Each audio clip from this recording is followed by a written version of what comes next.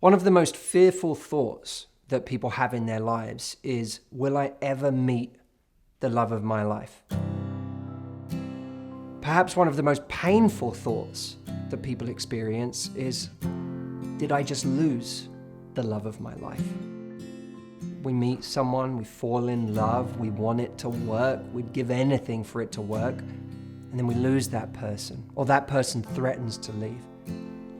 And our entire body and mind is screaming that we're losing the thing that was meant for us. I have a phrase in my mind that I believe is extremely important in creating the lens that you look at your relationships through. The right relationship isn't brittle.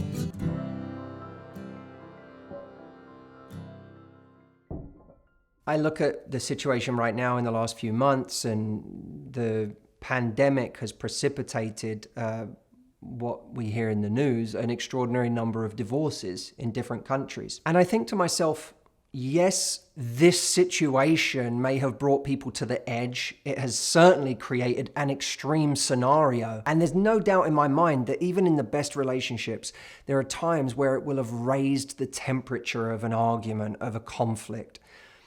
But I don't believe that coronavirus created divorces. I believe it revealed difficulties in relationships. I believe that even if those things were unconscious until two people were forced to be together for that amount of time, 3 months in a room together does not end the right relationship. So when someone tells us they want to leave, that they're considering leaving, or that they've made their mind up, there are two things to consider. Number one, they're leaving because they're not good at dealing with tough times in a relationship. Maybe you are having an argument, maybe you are having a difference of opinion, but that doesn't have to be relationship ending. If someone is leaving over something that could be saved, it may be a reflection of the fact that they're not the type to go through difficult times with you. And that's important to know now. I think it's a good thing for someone to leave now if they don't have staying power, because that's many years it could have saved you. You don't want someone 5 years from now leaving because that's the first time you had a difficult situation or conversation. In that sense, this year has been a blessing for many relationships because it's created a pressure that has revealed relationships that shouldn't be far earlier than it would have been revealed otherwise. There are couples that should have broken up and did break up this year that could have taken another 5 years to break up. The second reason someone may be leaving is because they feel that fundamentally you are not meeting what they perceive to be their needs. Now, this may not be communicated to you. In fact, the argument you just had may have been blown up into something so big and so severe that that's the reason they're leaving.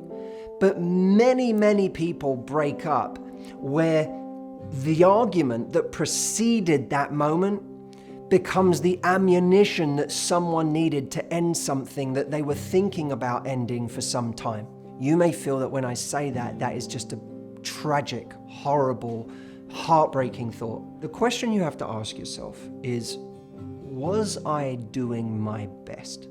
Have I been doing my best? If the answer is yes, why would you want to be with someone whose needs you can't meet, even on your best day? Or someone who you have to struggle so hard to meet the needs of?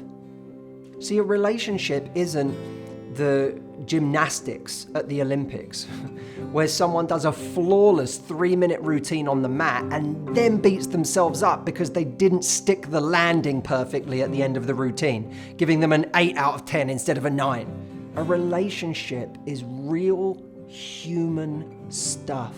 Yes, it shouldn't be easy. I don't think that the right relationship is easy any more than being fit and healthy is easy. It requires conscious effort to make something great and to keep it great over time. But that doesn't mean that you should be fighting every day to win a gold medal just so that the relationship survives. Being with someone whose needs you don't feel you can meet or you don't feel you can meet consistently is a slow form of torture that will erode your confidence over time until you forget who you were.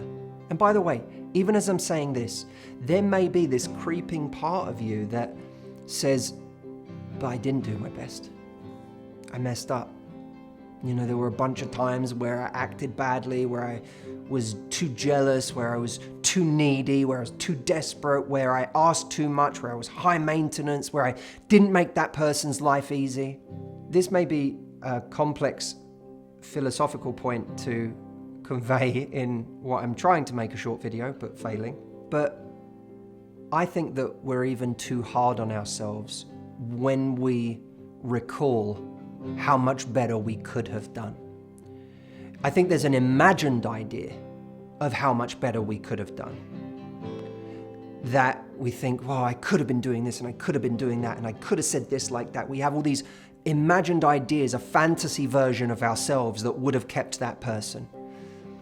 But maybe what you were doing, even if it wasn't objectively the best you could do, maybe it was the best you could do at the time, with your resources, with your current wounds, with the things that you're dealing with internally, with the knowledge that you had in the moment.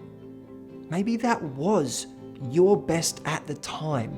Maybe it's not your best a year from now, or 5 years from now, 10 years from now, but maybe it really was you doing your best, even though you feel your best fell short. That's normal. So remember that when you're torturing yourself over something you should have done differently or said differently, that idea you have in your head of what you could have been in that moment is theoretical. It's true that we can evolve in each relationship. It's true that the previous relationship you had will allow you to bring a wiser you to the table in the next one. But just remember this, when you find your brain laser focused on something you think you did wrong, the right relationship is not brittle. Before you leave today, please understand that the deep work that we do in a video like this is so important. I love the videos where I get to give a fun, practical thing that you can say to someone or text someone, a technique that works.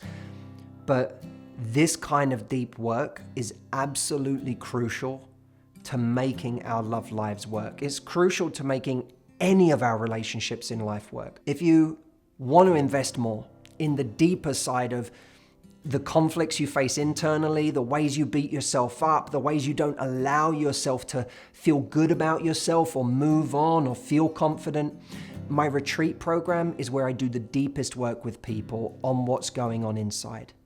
If you want to come and check that out for yourself, we have the at-home version now that you can do, so you don't have to make it to a live retreat. You can do it from home where you are right now. I'll leave a link here. Check it out, and thank you for watching.